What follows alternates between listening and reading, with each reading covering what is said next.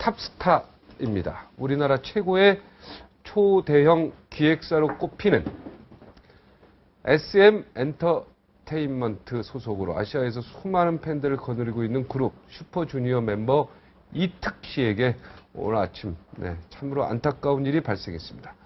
아버지가 조부모, 할아버지 할머니니까 아버지 입장에서는 아버지 엄마를 목 졸라서 사망케 하고 스스로 또 목숨을 끊는 그런 충격적인 사건인데, 비단 개인의 문제로 보이지 않는 이유는요, 우리 사회의 노년층 자살 문제가 더 이상은 외면할 수 없는 그런 좀 심각한 현실이 되고 있다는 겁니다. 자살자 3명 가운데요, 1명, 33.3%가 61세 이상 노년입니다. 지금 텔레비, TV 보시는 우리 어르신들 많죠? 자살하시면 안 됩니다. 지금의 현실, 도대체 그 원인이 어디에서 기인한 겁니까? 우리 사회 곳곳이 지금 아프고 병든 것 같습니다. 어르신들 상당수가 외롭고 힘든 것 같습니다. 가족 문제 전문가 모시겠습니다. 조창현 나오미 가족문화연구소장 모시고 이야기 좀 나누겠습니다. 안녕하십니까? 안녕하세요. 마음이 아프네요. 네, 정말. 얼마나 힘들면 부모를, 치매 걸린 두 부모를 제가 기사 봤더니 목을 졸라 숨지게 하고 자기는 또 자살하고. 그쵸. 그 마음을 이해할 것 같기도 하고, 뭐 방법이 없었겠죠. 그래도 자녀들이 저렇게 잘 나가는데 자녀들한테 좀 이야기도 하고 은원도 좀 하시지. 좀 안타깝네요. 그렇죠. 정말 너무나 안타깝고 너무 슬픈 소식인데요. 네. 정말 얼마나 안타깝고 얼마나 괴롭고 얼마나 힘들었으면 그런 극단적인 선택을 했을까, 정말 마음이 아파요. 네. 특히 그 이특 씨 같은 경우에는 한꺼번에 가장 가까운 가족을 3사람이나 한꺼번에 잃었을 때 그 충격, 누구도 아마 이해하기 어려울 겁니다. 네. 이게 원인이 어디에 있습니까? 이 사회가 자꾸 이렇게 가고 있는, 노년이 자살하는 사람 중에 3분의 1이라는 거 아니겠습니까? 네.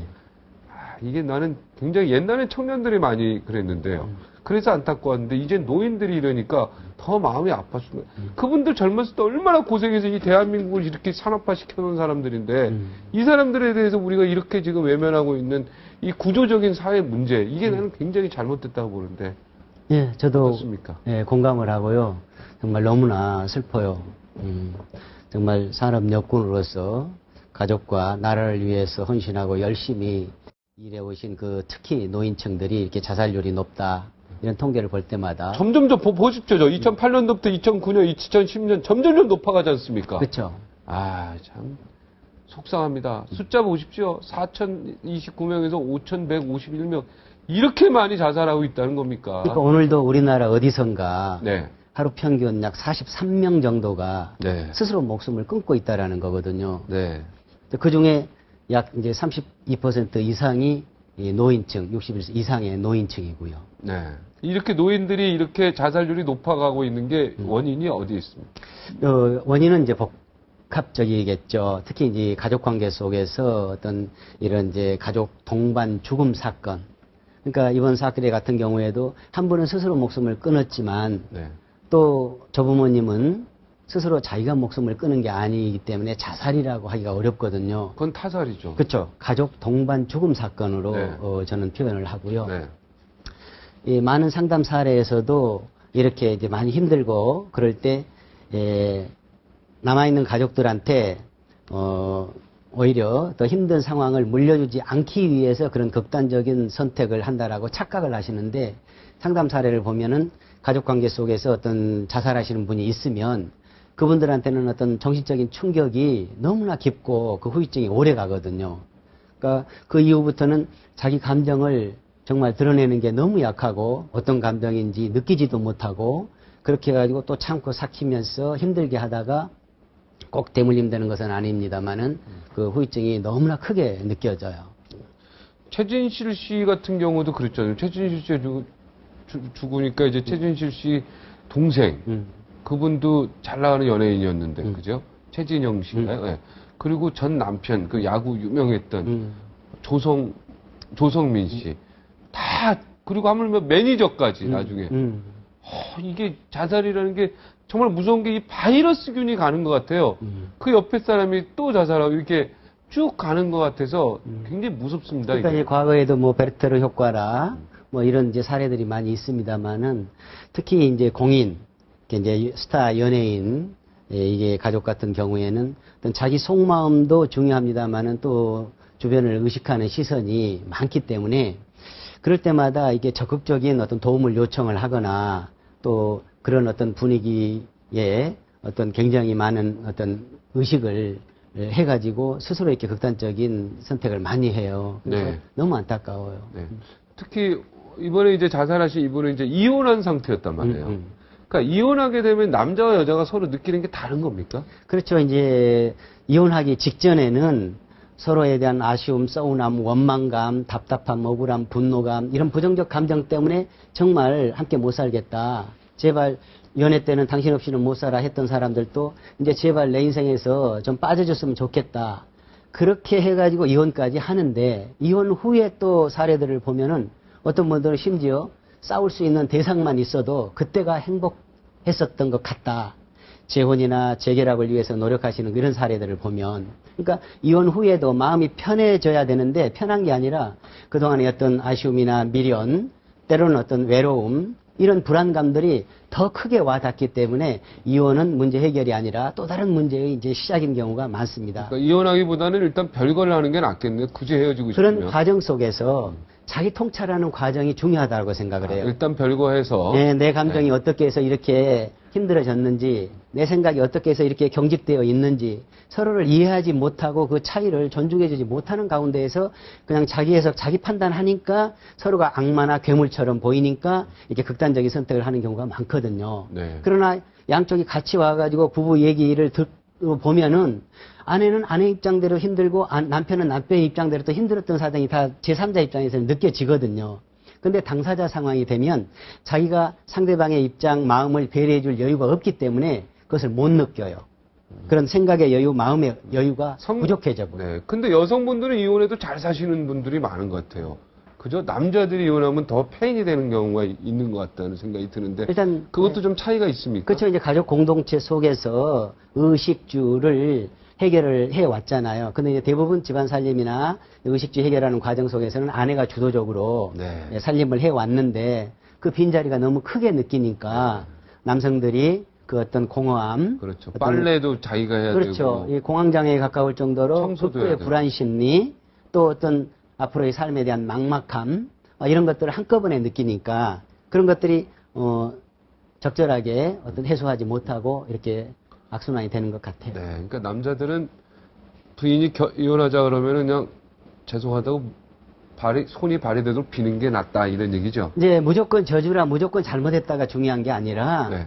아내의 지금 마음이 어떤지, 네. 아내가 뭐 때문에 이혼을 원하는지 그런 것들이 다 신혼 때부터 쌓여있는 감정 때문에 그렇거든요. 네. 사실 상황의 문제가 아니라 그때 나 얼마나 억울하고 분하고 외로웠는지 지금이라도 표현하도록 도와주고 그랬어? 그때 난 몰랐었는데 듣고 보니까 당신 입장에서 그때 많이 억울했을 것 같아. 외로웠을 것 같아. 지금이라도 그 마음을 알아주면 풀어지고 대화가 가능해요. 그런데 많은 남편들이 아내들이 힘들었다라고 하면은 니만 힘들었냐? 나는 더 힘들었다. 이런 태도로 자기 방어를 하거든요. 네. 근데 우리 남편들이 자기 방어를 하지 말고 오히려 자기 고백을 해주면은 많이 대화가 돼요. 어떻게 자기도 외롭고 자존심 상하고 비참하고 괴로웠는지 이렇게 혼자 가장으로서 특히 우리 가부장적인 권위적인 남성 중심의 가족 문화가 있었잖아요. 지금도 있죠. 예, 그런 이번 사건도 뭐 예외가 아닙니다만은 이 아버지 입장에서 부모님도 부양을 해야 되고 또 성장한 자녀들하고 이렇게 떨어져 있는 이 공백기관 속에서 어떤 가장으로서 그 책임감이 너무 크게 느껴졌던 것 같아요. 네. 근데 이 가족 문화가 그만큼 이제 또 왜곡된 부분도 있고요. 가족은 뭐 어떤 소유물이 아니라 네. 먼저 태어나고 늦게 태어났다고 해서 어떤 수익적인 관계가 아니라 네. 가족 구성은 모두가 각 개인이 동등한 인격체거든요. 동등한 인격체로서의 그걸 서로를 존중해주는 태도, 자세가 중요한데 우리 가족 문화에서 그 부분이 많이 약해요. 그러니까 만약에 노부모를 부양하고 있다고 해서 내가 마음대로 죽일 수 있다는 권리까지는 없거든요. 그건 안 되죠. 그렇죠. 그러나 또 아이들이 많이 힘들게 한다고 해서 또 그렇게 동반 죽음으로 이렇게 하는 사례들이 상당히 많은데 제발 이번 사건을 계기로 해서 그런 생각들은 많이 줄어들었으면 좋겠어요. 가족 구성원은 남녀노소 각 개별적으로 똑같은 독립된 인격체라는 것, 똑같이 소중하게 존중되어야 된다라는 것, 이것이 좀 더 많이 인식되었으면 좋겠어요. 네. 치매 얘기도 좀 해볼까요? 치매 환자 어떻게 해야 됩니까? 집안에서 돌보기 너무 고통스럽죠. 그렇죠. 정말 긴 병에 효자 없다고 네. 가까운 어떤 일본의 사례를 보더라도 2012년 통계를 보면은 약 462만 명 정도가 치매 환자라는 거거든요. 네. 그 중에 그러니까 이 국민의 약 15% 정도가 되고 그 중에서 이게 이제 85세 이상은 약 40%가 치매 환자로 진단을 받고 있는 거예요. 네. 물론 국내 상황의 통계도 보면은 노인 인구의 약 9.1% 정도가 치매 환자로 등록이 돼 있고요. 그러니까 이 치매 인구가 갈수록 기하급수적으로 늘어나고 있는데 거기에 따른 어떤 이제 대책 이런 부분들이 많이 노력을 하고 있습니다만 전국적으로 요양병원이나 요양기관이나 요양시설이나 이렇게 다양하게 네. 확보가 되어가고 있습니다만은 이용하는 가족이나 또 운영하는 그 주체나 이런 부분들에 대해서 아쉬운 점이 많이 있는 것 같아요. 네. 그래서 그걸 적절하게 활용하지 못하고 그냥 이렇게 혼자 가족이 책임진다거나 또 보내놓고도 또 이렇게 단절된 느낌 또 수용되어 있는 그런 입장에서는 버려진 느낌 이런 어떤 감정들이 서로가 편치 않아 가지고 본래의 그 효과를 못 얻고 이렇게 혼자 참고 사귀거나 가족들이 끙끙 앓다가 이렇게 극단적인 사례가 많이 늘어나고 있는 게 안타깝습니다. 네. 자, 이제 해결 방안도 마지막 정리해 주십시오. 이걸 어떻게 해야 됩니까? 정부가. 그리고 우리 가족들이 어떻게 해야 됩니까? 그러니까 이제 가족의 문제라고 해서 가족만의 문제가 아니거든요. 그렇죠. 사회 문제죠. 그렇죠. 가족이 건강해야 사회가 건강하고 네. 사회가 건강해야 국가가 건강한 것이니까. 네. 근데 가족이 건강하려고 하면 먼저 개인이 건강해야 된다고 생각을 합니다. 네. 자기 스트레스, 자기 짜증, 이 자기 욕구 불만을 그냥 혼자 참고 해결하지 말고 가까운 사람들한테 허심탄회하게 표현할 줄 알고 나 요즘 이렇게 괴롭다 이렇게 했으면 좋겠는데 이렇게 안 돼서 좀 억울하다 자기 속마음까지 터놓을 수 있는 가까운 가족 분위기가 어떤 대화 분위기가 조성되는 게 중요하고요. 그리고 어떤 사회적인 시스템에서도 그게 맞춤형 시스템 적절하게 네. 네. 그러니까 생애 주기에 따라서 다양한 네. 서비스가 제공되어야 되거든요. 네. 근데 대부분 어떤 제공 서비스를 보면은 맞춤형 서비스를 지향한다고 하지만 운영하는 형상을 보면은 획일적이고 어떤 일방적인 이런 패턴이 많이 아직도 유지되고 있다라고 생각이 들거든요. 네. 그러니까 더 성숙된 가족문화, 성숙된 사회복지 시스템이 많이 활성화됐으면 좋겠다고 생각을 합니다. 네. 59초 후에 다시 돌아와서 정리하겠습니다.